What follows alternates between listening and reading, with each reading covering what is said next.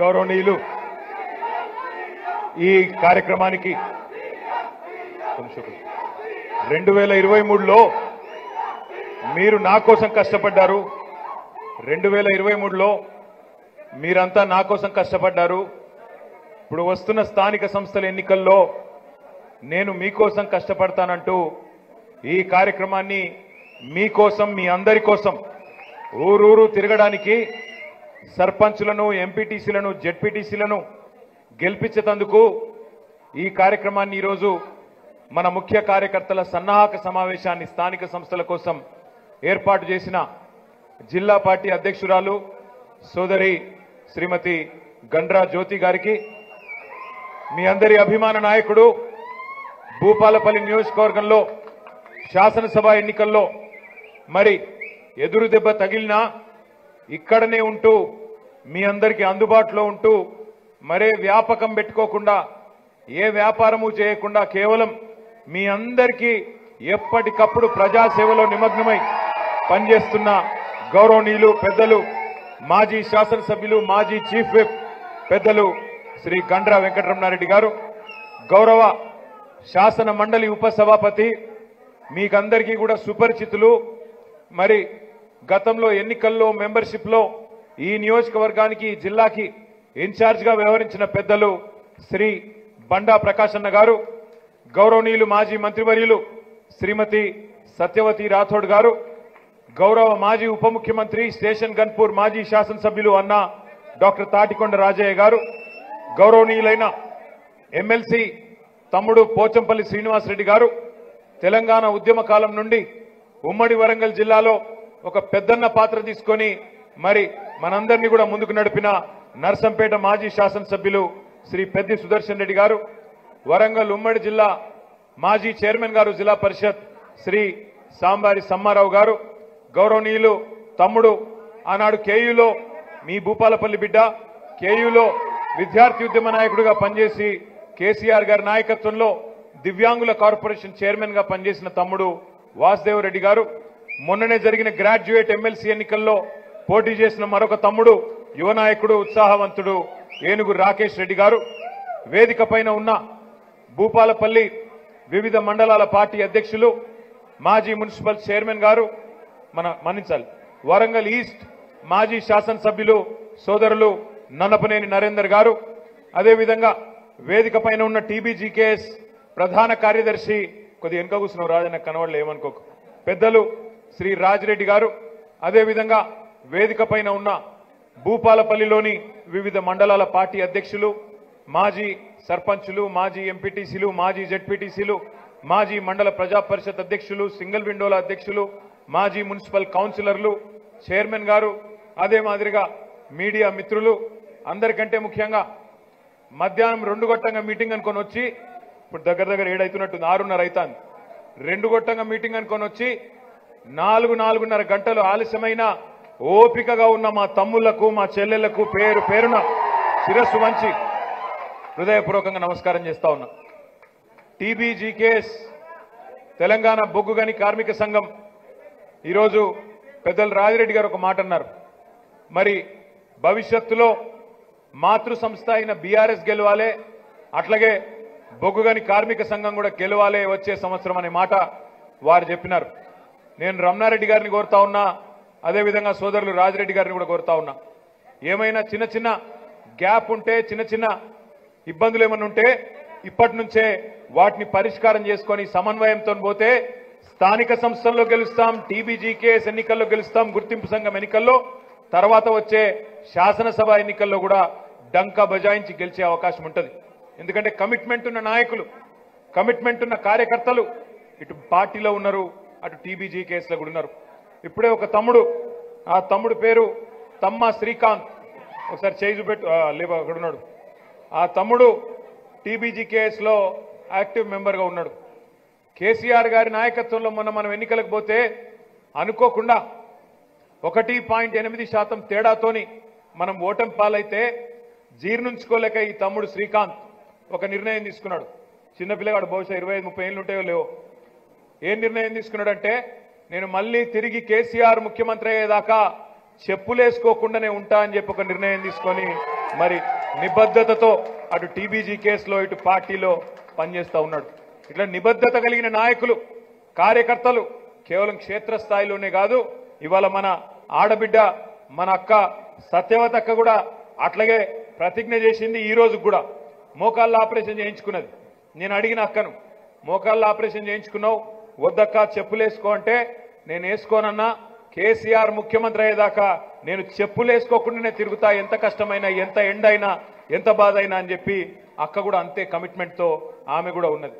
నేను ఇద్దరి గురించి ఎందుకు ప్రత్యేకంగా చెప్తున్నా అంటే క్షేత్రస్థాయి నుంచి రాష్ట్ర స్థాయి దాకా నిబద్ధత, అంకిత భావం, నాయకుడి పట్ల ఆరాధనా భావం, తిరిగి పార్టీని ఖచ్చితంగా అధికారంలోకి తీసుకురావాలి, కేసీఆర్ గారిని ముఖ్యమంత్రి చేయాలనే కమిట్మెంట్తో ఉన్న యంత్రాంగం కింది నుంచి మీ దాకా ఉండడం మనం చేసుకున్న అదృష్టం. నేను భూపాలపల్లిలో మీ అందరికి ఒకటే మాట చెప్తా ఉన్నా. నేను ఇవాళ అక్కడ షాయంపేట నుంచి మొదలైతే ఇక్కడ దాకా చాలా మంది సోదరులను కలిసినా, చాలా మందిని మాట్లాడించినా, చాలా మందితోని ఫోటోలు కూడా దిగినా, కొంతమందితోని కొద్దిసేపు ముచ్చట కూడా పెట్టినా. మాట్లాడుతున్నప్పుడు ఇంతకుముందు సమ్మారావు గారు చెప్పినట్టు నాకు నిజంగా కూడా ఒకటి అనిపించింది. నేను మంత్రిగా ఉన్నప్పుడు వచ్చిన దానికంటే ఇప్పుడే ఎక్కువ జోష్ ఉన్నది, ఎక్కువ ఉత్సాహం ఉన్నది, ఎక్కువ ఆదరణ కూడా కనబడ్డది. అప్పుడు కొద్దిగా చల్లబడ్డట్టున్నారు అధికారంలో ఉన్నప్పుడు, కానీ ఇప్పుడు బాగా కసి మీద ఉన్నారు. చాలా సంతోషం. అయితే ఒక తమ్ముడు అడిగింది నన్ను, అన్నా ఇక్కడ నాయకత్వం విషయంలో మీరు స్పష్టత ఇవ్వాలి అని చెప్పిండు. స్పష్టత విషయంలో నేను మీకు చాలా స్పష్టంగా, మీకు ఏమాత్రం అనుమానం లేకుండా చెప్తా ఉన్నా. పెద్దలు రమణారెడ్డి గారు నిజానికి చాలా సీనియర్ నాయకుడు కాంగ్రెస్ పార్టీలో. ఒకనాడు జిల్లా పార్టీ అధ్యక్షుడిగా, ఉమ్మడి ఆంధ్రప్రదేశ్లో శాసనసభలో ప్రభుత్వ చీఫ్ విప్గా నేను మొట్టమొదటిసారి ఎమ్మెల్యేగా ఎన్నికైనప్పుడు 2009లో వారితో పాటు నేను కలిసి పనిచేసిన. మీ అందరికీ నేను చెప్పే మాట ఒకటే, పెద్దలు మన తెలంగాణ శాసనసభకు మొట్టమొదటి స్పీకర్ గారు మధుసూనాచారి గారిది కూడా ఈ ప్రాంతమైన విషయం మీకు తెలుసు.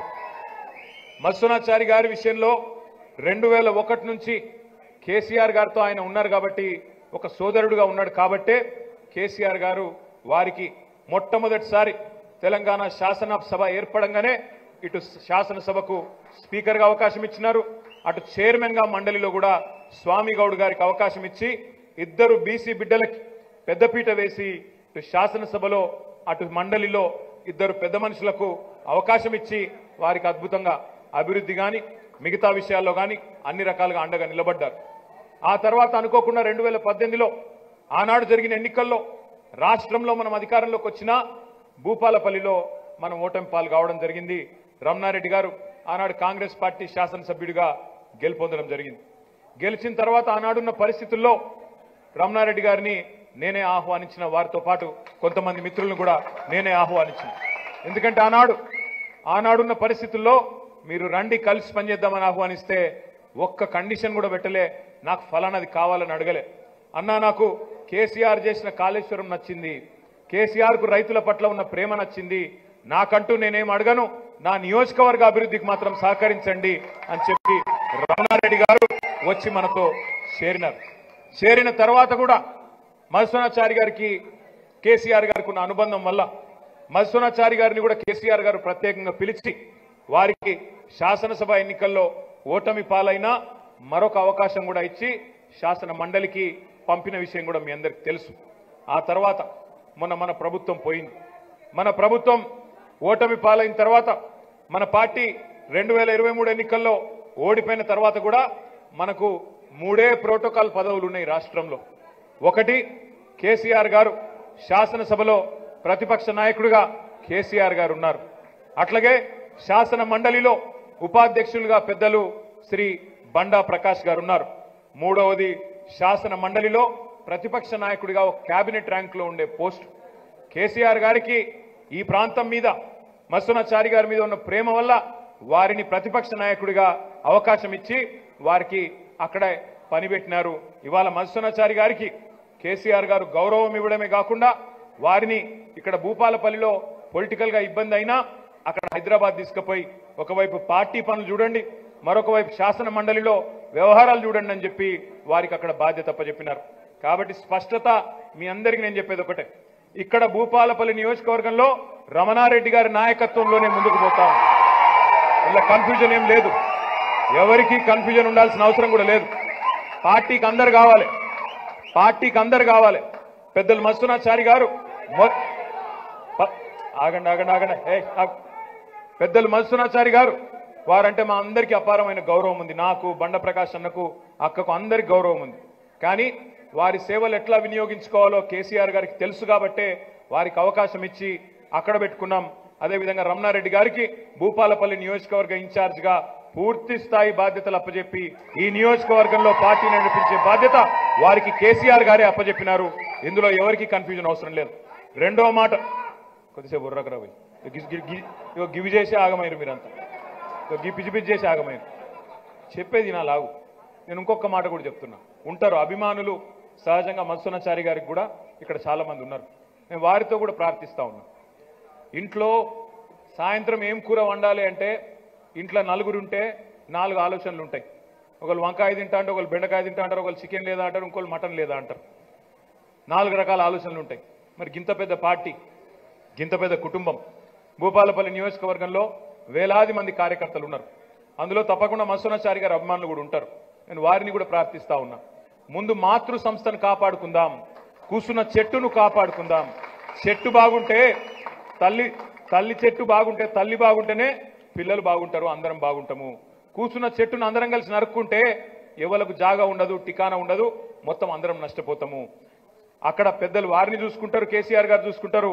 ఇక్కడ రమణారెడ్డి గారు మిమ్మల్ని అందరినీ కలుపుకపోతారు. నేను రమణారెడ్డి గారిని కోరుతా ఉన్నా, రమణారెడ్డి గారిని కూడా కోరుతా ఉన్నా, మీరు దయచేసి బేసిజానికి పోకండి, అందరినీ కలుపుకొని పోండి. ఒక తండ్రి పాత్రలో భూపాలపల్లి నియోజకవర్గంలో ఎవరైనా గతంలో మీతో కొంత అభిప్రాయ భేదాలున్నా దగ్గరికి తీసుకోండి, పిలుచుకోండి, మాట్లాడండి, అందరినీ కలుపుకోపోండి. రేపు స్థానిక సంస్థల ఎన్నికల్లో ఎవరు గెలుపు గుర్రం అయితే వీళ్ళ మనిషా వాళ్ళ మనిషా కాదు, తప్పకుండా రాష్ట్ర పార్టీ నుంచి కూడా అబ్జర్వర్లు వస్తారు. వాళ్ళకే అవకాశం ఇచ్చి పార్టీ గెలుపు ముఖ్యంగా పనిచేద్దాం, పార్టీ గెలిచే విధంగా ముందుకు పోదాం. భూపాలపల్లిలో వ్యక్తులతో కాకుండా వ్యవస్థ శాశ్వతంగా ఉండే విధంగా అద్భుతంగా నిర్మాణం చేసుకుందామని చెప్పి నేను పెద్దలు రమణారెడ్డి గారిని, జ్యోతి గారిని కూడా మనస్ఫూర్తిగా కోరుతా ఉన్నా. ఇక్కడికి వస్తా ఉంటే నిజంగా ఎంత బాధ అనిపించిందంటే ఆ వార్త చూస్తే, నాగర్ కర్నూలు జిల్లా అంటే ఉమ్మడి మహబూబ్ నగర్ జిల్లాలో ఇవాళ ఇక్కడ మేము బయలుదేరి వస్తుంటే కార్లో నేను, సత్యవతక్క, శ్రీనివాస్ రెడ్డి మాట్లాడుకుంటూ వస్తున్నాం. అప్పుడే వార్త వచ్చింది, ఉమ్మడి మహబూబ్ నగర్ జిల్లాలో అంటే ఇప్పుడు ప్రస్తుత ముఖ్యమంత్రి రేవంత్ రెడ్డి సొంత జిల్లాలో, ఆయన సొంత ఊరున్నది నాగర్ కర్నూలు జిల్లా కొండారెడ్డిపల్లె. నాగర్ కర్నూలు జిల్లాలో ఒక బీసీ హాస్టల్లో 111 మంది విద్యార్థులు ఫుడ్ పాయిజనింగ్ తోని వాళ్ళందరినీ అర్జెంటుగా దవాఖానకు తీసుకుపోయి నాగర్ కర్నూలు ఆసుపత్రిలో షరీక్ చేసిందని చెప్పి వార్త వస్తూ ఉంది. నిజంగా చూస్తే కడుపులో దేవినట్టు అయింది. ఇది మొదటిది కాదు జరిగింది సంఘటన. ఈ ప్రభుత్వం వచ్చినాక 20 నెలల్లో ఇప్పటికి దగ్గర 2-3 వేల మంది పిల్లలు అవస్థపడి ఆసుపత్రుల పాలైన గురుకులాల్లో.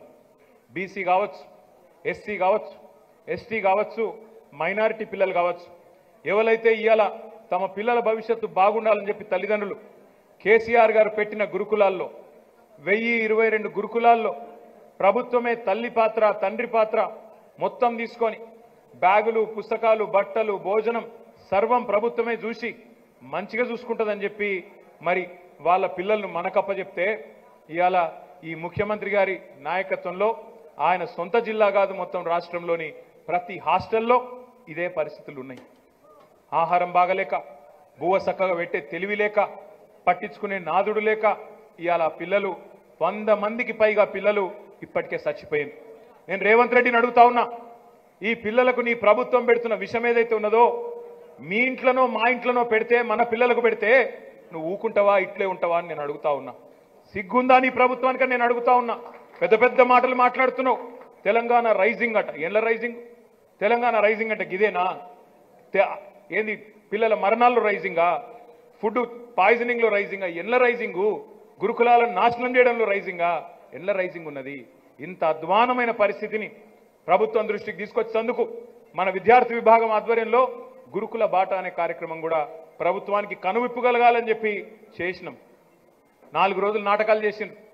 నిజంగానే ఏమో చేస్తారనుకున్నా నేను. కలెక్టర్లను పోయి వండుకోమన్నారు, ఎమ్మెల్యేలు పోయి చూడాలన్నారు, మంత్రులు పోయి హాస్టల్ నిద్ర చేయాలి, అట్లయితేనే పరిస్థితి బాగుపడుతుంది అన్నారు. మరి ఇప్పటి వరకు అయితే ఏం కాలేదు. నేను ఉమ్మడి వరంగల్ జిల్లా నాయకత్వం అంతా కూడా వేదిక మీద ఉన్నది. నేను మిమ్మల్ని అందరినీ మనస్ఫూర్తిగా కోరుతా ఉన్నా, రాబోయే 4-5 రోజులు దయచేసి ఎట్లాగూ ప్రభుత్వం పట్టించుకోదు, మీరన్నా దయచేసి ఎక్కడ వాళ్ళక్కడ పూనుకోవాలి. మనందరం కూడా మన కార్యకర్తలతో సహా మన విద్యార్థి నాయకులతో సహా ప్రతి గురుకులాన్ని ఉమ్మడి వరంగల్ జిల్లాలో సందర్శిద్దాం, మనమే పోదాం. భూపాలపల్లిలో కూడా దయచేసి మనమే పోవాలి, ప్రతి హాస్టల్కి పోవాలి. ఎందుకంటే వర్షాకాలం వానలు పడుతున్నాయి, పిల్లలకు ఈజీగా సీజన్ మారినప్పుడు ఎప్పటికప్పుడు సమస్యలు వస్తాయి. మామూలు మనుషులకే సీజన్ మారినప్పుడు వైరల్ రోగాలు అటువంటి అన్నీ వస్తాయి. అక్కడ ఆహారం బాగలేకపోయినా, వండే కాడ పరిస్థితి బాగలేకపోయినా పోయేది మన పిల్లలే. దయచేసి నేను కోరుతా ఉన్నా, ఉమ్మడి వరంగల్ జిల్లాలో మనం బాధ్యతగా తీసుకుందాం. ప్రతి నియోజకవర్గంలోని ప్రతి ఎస్సీ, ఎస్టీ, బీసీ, మైనారిటీ హాస్టళ్లను మనమే తిరుగుదాం. మనమే అక్కడి పరిస్థితులు మళ్ళొక్కసారి ప్రభుత్వం దృష్టికి తీసుకొచ్చి ఈ దున్నపోతు నిద్రపోతున్న ప్రభుత్వాన్ని లేపే ప్రయత్నం చేద్దామని చెప్పి మిమ్మల్ని అందరినీ కోరుతా ఉన్నా. చేద్దామా వద్దా? లేకపోతే ఎవరి పిల్లలు మాకెందుకు అంటారా? మీరు కూడా వాళ్ళు మన పిల్లలే. 5-6 లక్షల మంది పిల్లలు, మన తెలంగాణ పిల్లలు చదువుకుంటే బంగారు తునకలై రేపు భవిష్యత్ భారతానికి భవిష్యత్ తెలంగాణకు నిర్మాతలు వాళ్ళు. అటువంటి పిల్లలు ఆగమైతుంటే చూసి ఊకుంటే మనకు కూడా పాపం తగులుతుంది. ఎట్లాగీ దున్నపోతు ప్రభుత్వం పట్టించుకోదు, మనమన్నా పట్టించుకోవాలి, వాళ్ళని నిద్ర లేపాలని చెప్పి కూడా నేను మిమ్మల్ని కోరుతా ఉన్నా. ఈరోజు ఇంకా ఘోరం ఏంటంటే అందాల పోటీలు పెట్టిండు ముఖ్యమంత్రి. అందగత్తలందరినీ ఒక నెల రోజుల పాటు తెలంగాణలో ఈడికి ఆడికి ఆడికి తిప్పిరు. మన రామప్ప గుడి కాడికి, భద్రకాళి కాడికి, ఆడికి ఈడికి. భద్రకాళి గుడి కాడ మన ఆడోళ్ళతోనే వాళ్ళ కాళ్ళు గడిగిపించిండు, చాలా చేసిండు. ఆఖరికి తీసుకుపోయి హైదరాబాద్లో ఒక ప్యాలెస్లా భోజనం పెట్టిండు. అక్కడ ఎంతనంట తెలుసా? ఒక్కొక్క ప్లేట్ భోజనం ₹1,00,000. అందాల పోటీలో పాల్గొన్న అందగత్తెలకు, వాళ్ళని చూసితందుకు వచ్చి మరి అక్కడ సొల్లుగార్చిన సన్నాసులకు అందరికి కలిపాట ఒక్కొక్కరికి ₹1,00,000 భోజనం అట. ఒక ప్లేటు భోజనం 1,00,000. ముఖ్యమంత్రి గారు మా వేములవాడకు వచ్చిండు, రాజరాజేశ్వర స్వామి టెంపుల్ దగ్గరికి. ఏదో రివ్యూ అని వచ్చిండు. ఏం చేసిండో ఎవరికి ఎరకలేదు. వచ్చి తర్వాత ఏదో రివ్యూ మీటింగ్ పెట్టిండు. అక్కడ కూడా బువ్వ పెట్టిరు. పెడితే ఒక్కొక్క ప్లేట్కి ఎంత వేసిరు తెలుసా బిల్లు? ₹1,35,000. మరి బంగారం తిన్నారో ఏం తిన్నారో నాకే తెలియదు, కానీ ₹1,35,000 ఒక ప్లేటు. ఎందుకు చెప్తున్నా ఈ మాట అంటే, అందాల పోటీలకేమో ₹1,00,000 బువ్వ పెడతావు, ఏమ్లాడకు నువ్వు వస్తే ₹1,35,000 బిల్లు రాసుకుంటారు. మా పిల్లగాన్లకు బువ్వ పెట్టేందుకు ₹100-150 లేవా నీ ప్రభుత్వం కాడ? సరైన బువ్వ పెట్టేస్తలేదా? గది కూడా కష్టమే అవుతుందా ఈ ప్రభుత్వానికి? దానికి కూడా కేసీఆర్ని తిడతావా ఇక రేపు? ఆఖరికి అది కూడా కేసీఆర్ని తిడతావా మళ్ళా?